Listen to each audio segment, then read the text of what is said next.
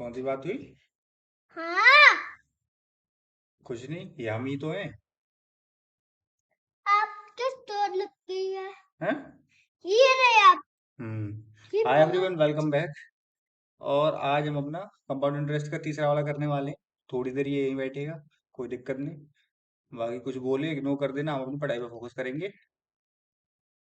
अब देखो, हम अपना बेसिक बेसिक कर चुके हैं कंपाउंड इंटरेस्ट का। फॉर मतलब समझ लिया कि नॉर्मली अगर हमें प्रिंसिपल दे रखा है, रेट ऑफ इंटरेस्ट दे रखा है, तो हमें अमाउंट कैसे निकालना है और कंपाउंड इंटरेस्ट कैसे निकालना है। ठीक है।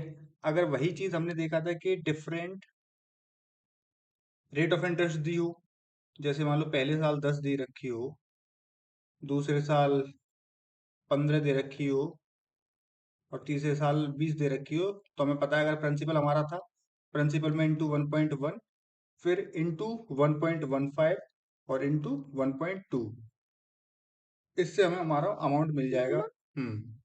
ये क्या बना रहे हो? ये हम जो सामने देख रहे हो तुम वो बना रहे हैं। ठीक। उससे अमाउंट मिल जाएगा। तो ये हो गया हमारा डिफरेंट रेट ऑफ इंटरेस्ट। अगर सिंपली और अगर सेम रहेगी हर साल, मान लो हर साल 10% ही रहेगी, तो हमें क्या करना है?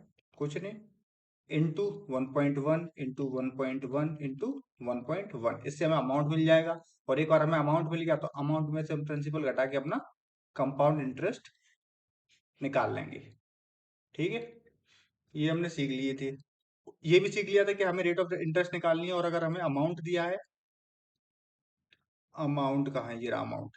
अमाउंट दिया है और प्रिंसिपल दिया है, तो रेट ऑफ इंटरेस्ट भी कैसे निकालेंगे वो भी हमने सीख लिया था। ठीक है। क्योंकि मान लो जो भी फैक्टर है हमने उसको अपना पी ओ एफ अज्यूम कर लिया, तो P इंटू एफ कितने टाइम्स आएगा? जितना साल या फिर पीरियड दे रखा है, मतलब इसकी पावर टी बराबर ए के। फिर एंड में जो भी वैल्यू आती थी ए अपॉन पी की, उसकी हम 1/टीथ पावर निकाल लेते थे। मतलब क्या क्या बोल दिया मैंने, जिन बच्चों को नहीं समझ में आया, कि P इंटू मान लो 3 साल के लिए तो एफ क्यूब इक्वल्स टू ए। अब यहाँ से एफ क्यूब बराबर ए अपॉन पी। अब एफ एफ निकालने के लिए क्यूब रूट लेना पड़ेगा दोनों साइड, तो उधर ए अपॉन पी 1/3। तो इसका क्यूब रूट अलग, इसका क्यूब रूट अलग, जो भी आपका आंसर आएगा वो फैक्टर आएगा। उसके बाद तुम्हें परसेंटेज निकालनी हो, तो हमें बताइए कि फैक्ट अगर परसेंटेज से किसी सर्टेन परसेंटेज से इंक्रीज हुआ है, जैसे 20% से इंक्रीमेंट होता है किसी चीज में, तो हमें पता है किस फैक्टर से वो बढ़ेगा, 1.2 फैक्टर से बढ़ेगा।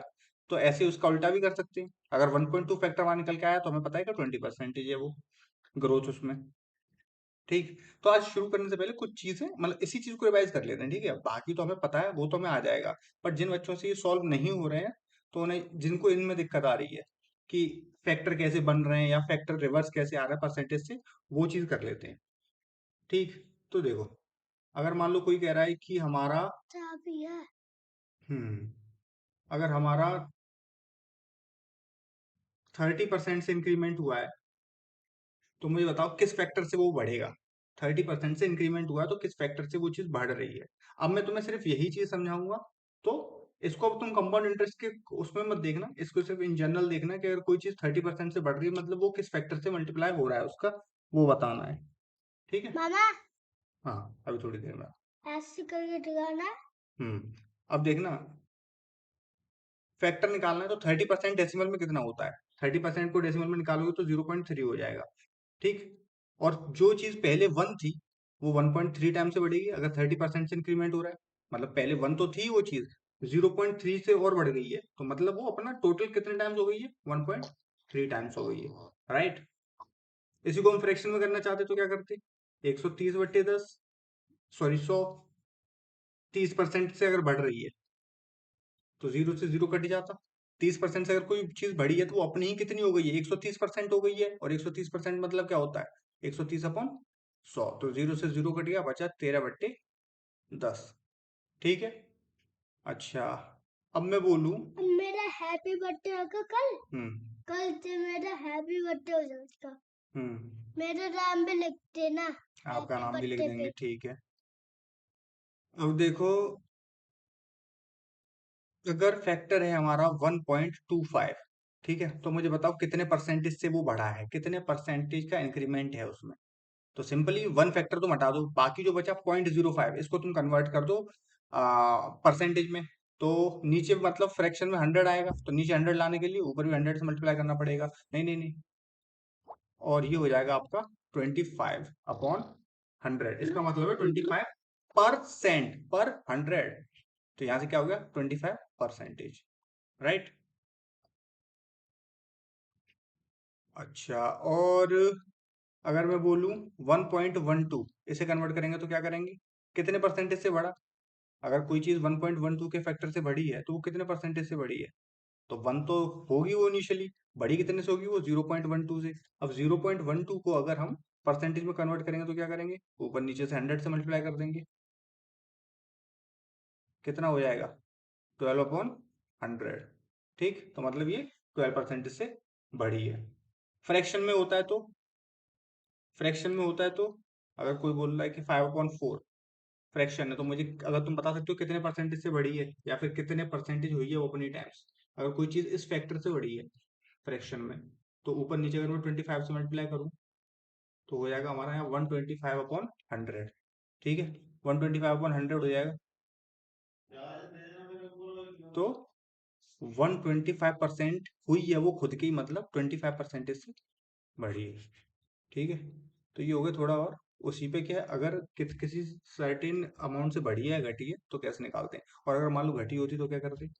अगर कोई बोलता कि एक चीज अपने 0.8 टाइम्स हुई है, मतलब p इंटू 0.8 टाइम्स हुई है, वो कितने परसेंटेज से घटी है, तो ये 1 से कितना शॉर्ट है, 0.2 शॉर्ट है। वहां हम देख रहे थे वो 1 से कितने बड़े थे, और जो बड़ा वाला पार्ट था उसे उठा रहे थे। अब यहाँ देखेंगे ये 1 से कितना छोटा है, ये 0.2 छोटा है। तो 0.2 छोटा है तो 0.2 परसेंटेज में कितना होगा, सिंपली अगर तुम ऊपर नीचे 100 कर दोगे तो निकल आएगा कि 20%। ठीक है, तो ये हो गया हमारा आइडिया कि फ्रैक्शन परसेंटेज को डेसिमल में कैसे कन्वर्ट करते हैं, 4 5 6 7 परसेंटेज को डेसिमल में कैसे 8 कन्वर्ट 9 करते हैं, 10। और डेसिमल को वापस परसेंटेज में कैसे कन्वर्ट करना है वो चीज। ठीक है, फ्रैक्शन को भी तुम्हें आना चाहिए, ये तीनों चीजें आपस में, तीनों क्या चारों ही मान लो, परसेंट कहने वाली बात है, परसेंटेज, डेसिमल, नहीं डेसिमल, फ्रैक्शन और रेशियो। फ्रैक्शन और रेशियो तो तुम्हें आपस में आते ही कन्वर्ट करना। ठीक, अब ये हमने कर लिया, आज की जो चीज थी वो अब शुरू कर रहे हैं, बंद कर दे रहे हैं।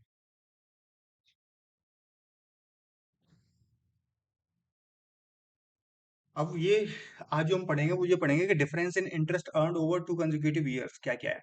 Difference in interest earn over two, sorry sorry sorry sorry, ये ओवर टू, ये हटा दो कंसेक्यूटिव ईयर। अच्छा, मैं जो पूछ रहा हूँ सिर्फ उस पर ध्यान देना, ठीक है। मैं बोलूं कि मुझे यही बता दो, तुम अगर 10% रेट ऑफ इंटरेस्ट है, कंपाउंड इंटरेस्ट, तो थर्ड ईयर में कितना कंपाउंड इंटरेस्ट कमाया, थर्ड ईयर में कितना कंपाउंड इंटरेस्ट कमाया, मुझे बस सिंपली ये बता दो तुम। ठीक, तो क्या करोगे, बहुत सरल तरीका भी है, अगर तुम दिमाग चलाओ कोई बात नहीं, अब तो अभी तुम मत चलाओ, अभी मेरा काम है तुम्हें समझाना, जब तुम्हारा टाइम आएगा तब तुम मुझे बताना। अब ये बताओ मुझे, अगर मैं बोलूं फर्स्ट ईयर में मुझे इंटरेस्ट बताओ, फर्स्ट ईयर में इंटरेस्ट कितना कमाया, तो तुम क्या करोगे, मान लो 10% है, तो प्रिंसिपल इंटू 0.1, इतना ही तो इंटरेस्ट होगा। जब हम 1.1 कर रहे थे तब हम पूरा क्या निकाल रहे थे, अमाउंट निकाल रहे थे। ठीक है, अगर मैं सिर्फ 0.1 करूं तो मतलब मुझे इंटरेस्ट मिल जाएगा 1 साल। ठीक है, अब अगर मैं पूछूं दूसरी साल में कितना इंटरेस्ट कमाया, तो अब ये बताओ मुझे कि मुझे दूसरी साल का इंटरेस्ट निकालने के लिए पहली साल तक जो अमाउंट जमा हुआ वो पता होना चाहिए, तो मतलब ये मुझे पता होना चाहिए p इंटू 1.1। अब इसका मल्टीप्लाई अगर मैं 0.1 से कर दूं तो मुझे दूसरी साल का मेरा इंटरेस्ट मिल जाएगा, राइट। और दूसरी साल का अमाउंट कैसे मिलेगा मुझे, दूसरी साल का अमाउंट मिलेगा p इंटू 1.1 इंटू 1.1। ठीक है, और मैं बोलूं कि भाई तीसरी साल में मुझे इंटरेस्ट कितना मिला, तो तीसरी साल का इंटरेस्ट निकालने के लिए मुझे दूसरी साल का प्रिंसिपल पता होना, सॉरी अमाउंट पता होना चाहिए, जो कि मुझे यहाँ से पता चल रहा है। तो मैं p इंटू 1.1 इंटू 1.1 इंटू 0.1 करूंगा तो मुझे तीसरी साल में कितना इंटरेस्ट मिला वो पता चल जाएगा। और तीसरी साल का अमाउंट कैसे निकालते हैं, p इंटू 1.1 इंटू 1.1 इंटू 1.1, ये तीसरी साल का इंटरेस्ट है। तो ये बात समझ में आ गई ना, कि किसी भी साल का अगर मुझे, जैसे कुछ भी किसी भी टाइम, मतलब पीरियड या सॉरी पॉइंट ऑफ टाइम पे तुम उठा लो, किसी भी पॉइंट ऑफ टाइम पे तुम एक अमाउंट उठा लो और तुमसे वो बोल दे कि भाई 23% है आपका रेट ऑफ इंटरेस्ट। तो अगर इससे अगली साल का आपको दो चीज मिल सकती है यहाँ से, एक अमाउंट भी मिल सकता है और एक आपको इंटरेस्ट भी मिल सकता है। सिंपली अगर 1.23 कर देते हो आप तो आपको अमाउंट मिल जाएगा, और इनटू 0.23 कर देते हो तो आपको उस साल कितना इंटरेस्ट मिला वो मिल जाएगा। ये बात समझ में आई?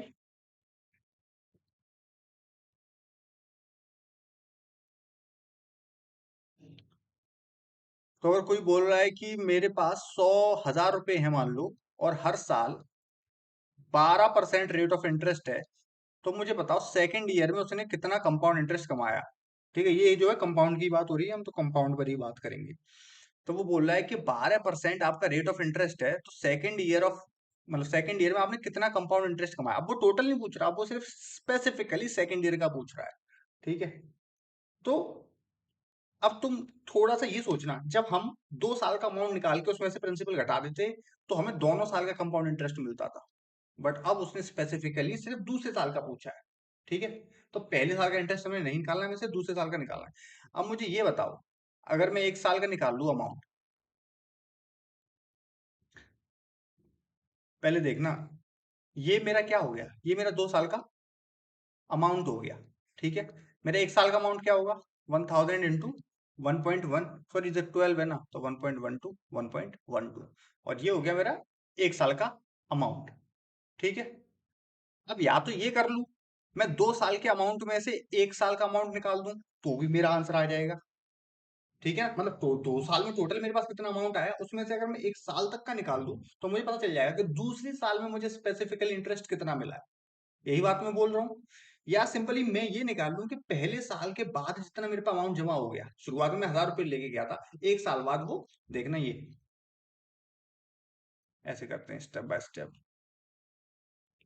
1000 में लेके आया था, after first year, after first year 1000 into 1.12, ये आपका पहली साल का के बाद का अमाउंट हो गया। ठीक है, आफ्टर सेकेंड ईयर आपका अमाउंट कितना हो जाएगा, 1120 का भी मल्टीप्लाई मैं अगर 1.12 से कर दूं तो मेरा मिल जाएगा मुझे 112 का square.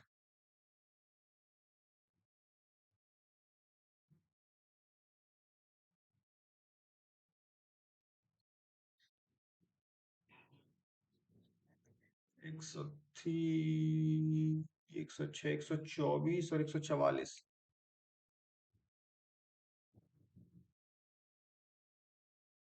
If I am not wrong, तो ये होता है 125 सॉरी 0.4, नहीं नहीं नहीं, 4.4 यही आएगा डॉट। ठीक है, 1254.4, if I am not wrong. ठीक, तो ये हो गया हमारा 2 साल का अमाउंट, ये हो गया हमारा 1 साल का अमाउंट।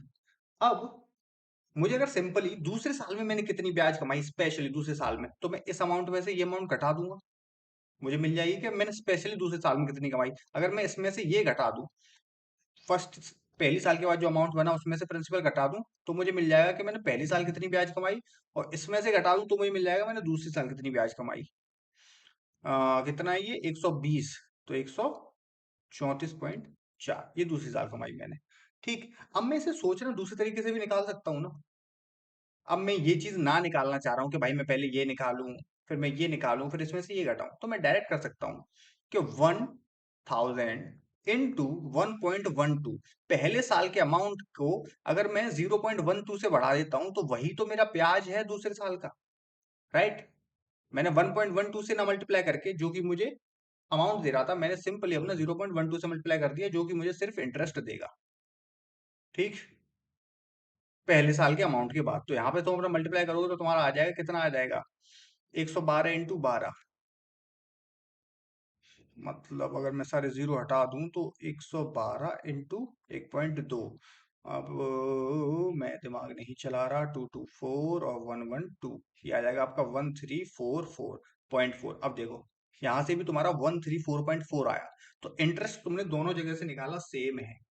चाहे तुमने सिर्फ ऐसा किया कि तुमने पहले साल का जो अमाउंट था उसका मल्टीप्लाई तुमने सिर्फ उस रेट और उस रेट से किया जो, या फिर मतलब उस डेसिमल से किया जितने से वो इंक्रीमेंट हो रहा था, तो वही तो तुम्हें दूसरे साल का इंटरेस्ट था। या फिर तुमने क्या किया, सिंपल अपना तरीका, कुछ कंफ्यूजन नहीं पाला, दूसरे साल के अमाउंट में से पहले साल तक जो अमाउंट एकत्र हुआ था उसको घटा दिया और जो बचा वो आपका वही इंटरेस्ट है जो आपको दूसरे साल में मिला है।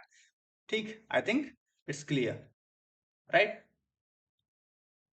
सो अगर ऐसे ही मैं बोलता हूँ कि भाई मुझे चौथे साल का बता दो, और मान लो रेट ऑफ इंटरेस्ट आपका 25% है, इतना कोई चौथे साल का कोई नहीं पूछता, कोई नहीं पूछेगा कभी भी। बट फिर भी अगर मान लो कोई कह दे कि नाम के लिए कुछ, उसने बहुत सिंपल फैक्टर दे दिए हो, अगर वो 4 साल का पूछा तो वो कुछ इजी कैलकुलेशन वाला ही देगा।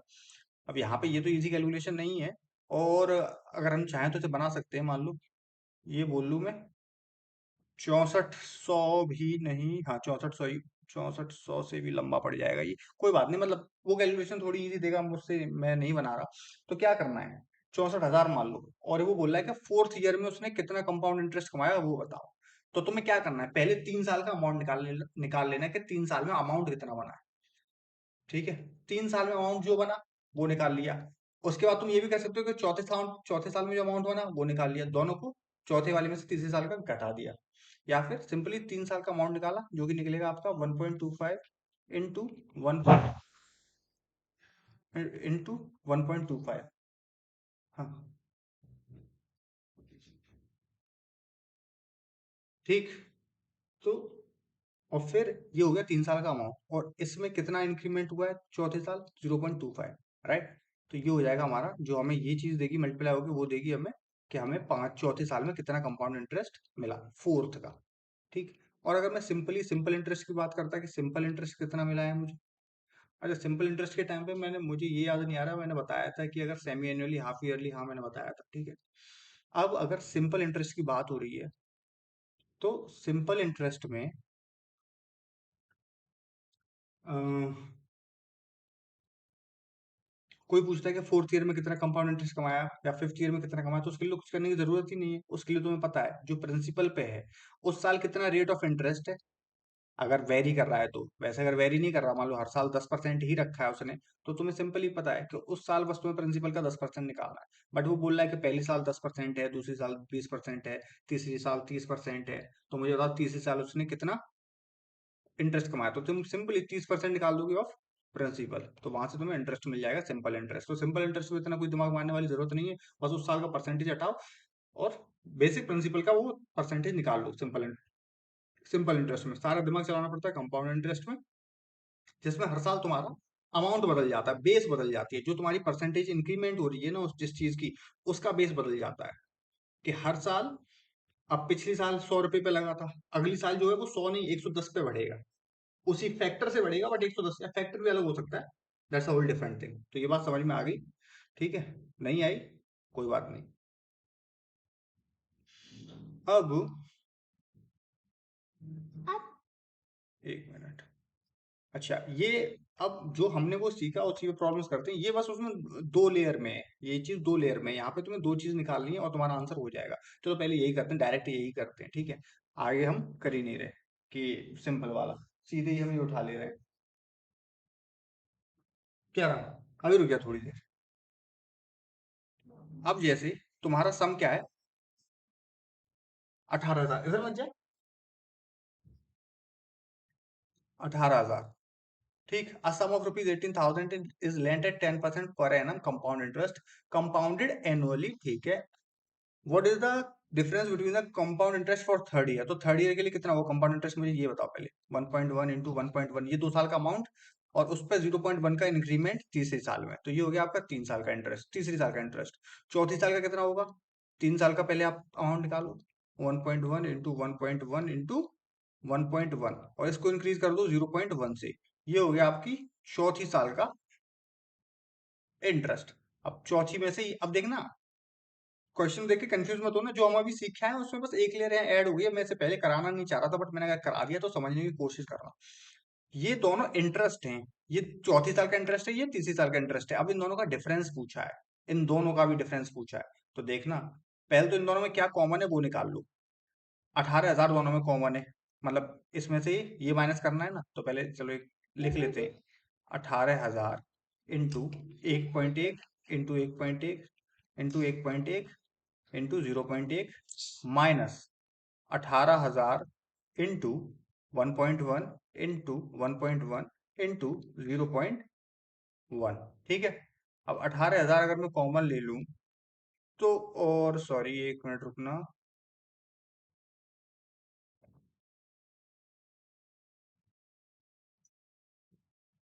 इंटू 1.1 इंटू 1.1, ये भी कॉमन है, यहाँ 1.1 भी कॉमन है और एक 0.1 भी कॉमन है, वो भी बाहर ले लो। और फिर बचा क्या यहाँ पे? यहाँ पे एक 1.1 बचा और यहाँ तो कुछ भी नहीं बचा, मतलब इसका मतलब है यहाँ सिर्फ 1 बचा। तो 1.1 माइनस 1 ये बचे। अब यहाँ पे तुम ये वैल्यूज, ये डेसिमल और ये जीरो को आपस में हटा दो, तो 18 इंटू 11 इंटू 11, और ये तो एक ही बन जाएगा, और ये अंदर बचेगा तुम्हारा into 0.1। So but I think is lent at 10%. What is the difference between the compound interest?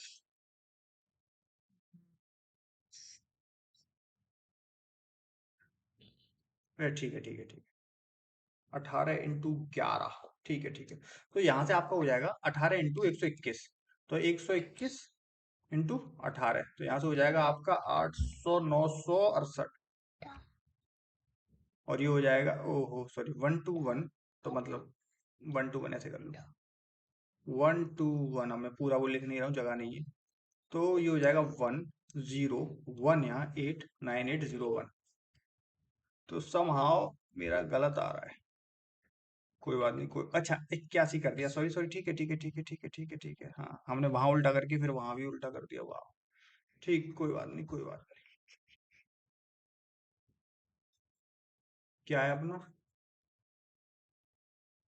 नहीं नहीं नहीं, रुक जा रहा। 121 इंटू, हाँ अभी थोड़ी देर में करना, 968, और ये हो जाएगा 1 to 1, ये हो जाएगा 871 और 1, यहाँ 2178, यहाँ एक 0.1 है, तो मतलब यहाँ पे एक डेसिमल आप यहाँ लगा दो, 217.8, तो आंसर हो जाएगा हमारा बी। समझ में आई? बस हमें यहाँ कॉन्सेप्ट हमारा एकदम रिवाइज हो गया। स्टेप वाइज थोड़ा लंबा है जो हम अभी करते हुए आए हैं, कि हमने, और तुम्हें देखो, तुमने अगर इस चीज की प्रैक्टिस है तो तुम्हें ये 1 मिनट से ज्यादा का सवाल नहीं है किसी भी कीमत पे। तुम तुरंत देखते ही लिख दोगे कि तीसरी साल का कंपाउंड इंटरेस्ट ये है, चौथी साल का कंपाउंड इंटरेस्ट ये है, और दोनों का डिफरेंस। बट हाँ, जिसे अभी स्पीड नहीं निकालनी वो प्लीज ना निकाले, अभी इन चीजों पे ज्यादा ध्यान दे कि हाँ हो क्या रहा है यहाँ पे। ठीक, अभी स्पीड पे ना जाए, स्पीड अपने आप आ जाएगी। Speed is a factor of practice, speed तुम्हारी सोचने से नहीं आती है, वो तुम्हारी प्रैक्टिस करने से ही आती है, गलतियां करने से आती है, सीखने से आती है, समझने से आती है, चाहने से नहीं आती। चाहने से सिर्फ कॉन्सेप्ट आते हैं। तो ये हो गया हमारा इसका। ये प्रॉब्लम अगर तुमसे भी नहीं हुई है ना, इसका स्क्रीनशॉट ले लो और खुद से 4-5 दिनों बाद खुद से इसको दोबारा सॉल्व करने की कोशिश करना, बिना कुछ याद करे, सब भूल जाना इसके बारे में। अभी जितना समझ में आया उसको दिमाग में रखो, आगे जो मैं करा रहा हूँ उसे दिमाग में रखो, इसको याद करने की जरूरत नहीं है, 3-4 दिन बाद खुद से इसे ट्राई करना, ठीक। ये तो इजी है, ऐसा हमने करा है।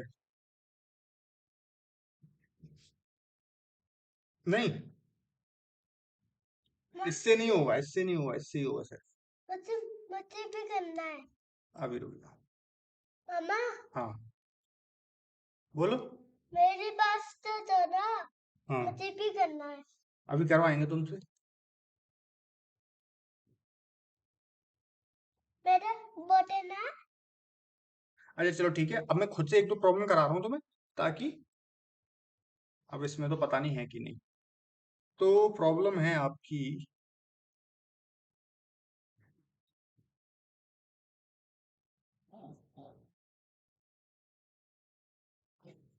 फोर्थ ईयर कंपाउंड इंटरेस्ट बताना है आपको। If rate of interest is 20% और आपका प्रिंसिपल है 500, ठीक है। फोर्थ ईयर का कंपाउंड इंटरेस्ट आपको बताना है। पॉज करो, वीडियो सॉल्व करो, फिर आंसर दो।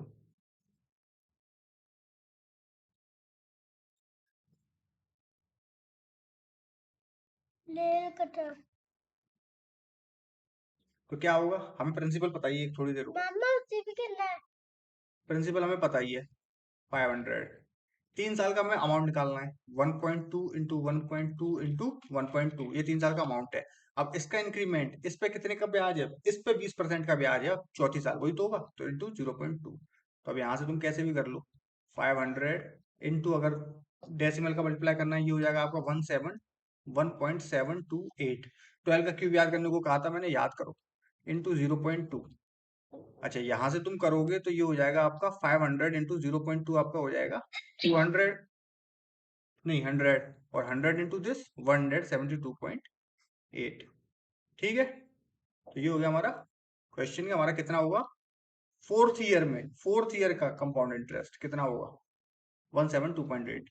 दूसरे तरीके से क्या कर सकते हैं, 4 साल का अमाउंट निकाल लो, 4 साल का अमाउंट और 3 साल का अमाउंट, और 4 साल में से 3 साल का घटा दो, आपका मिल जाएगा फोर्थ ईयर। राइट, तो ये हो गया हमारा डिफरेंस। जब हमें किसी भी एक सर्टेन ईयर का, सिर्फ पर्टिकुलरली किसी एक ईयर का कंपाउंड इंटरेस्ट निकालना है, तो क्या करेंगे। आज की वीडियो में इतना ही, छोटी रखते हैं, और ये बात समझने वाली है, बस इसे अच्छे से कर लो। बाकी अगर तुमने ये अच्छे से कर लिया, तो हम जब मिक्सचर पढ़ेंगे तो उसमें तुम्हें बहुत आसानी हो जाएगी। तो इसलिए जो मैं बता रहा हूँ वो अच्छे से समझ लेना, और जो मैंने अभी प्रॉब्लम तुम्हें दी थी वो तुमसे हो गई, अच्छी बात है। तो मैं और प्रॉब्लम्स डाल दूंगा, अगर नहीं हुई है तो इसी को स्क्रीनशॉट ले जाओ, कुछ टाइम बाद खुद से सॉल्व करना अगर अभी नहीं हुई थी तो, ठीक है, बिना कुछ याद रखे। So I will see you in the next video, bye. मामा हमारी पेंसिल ऊपर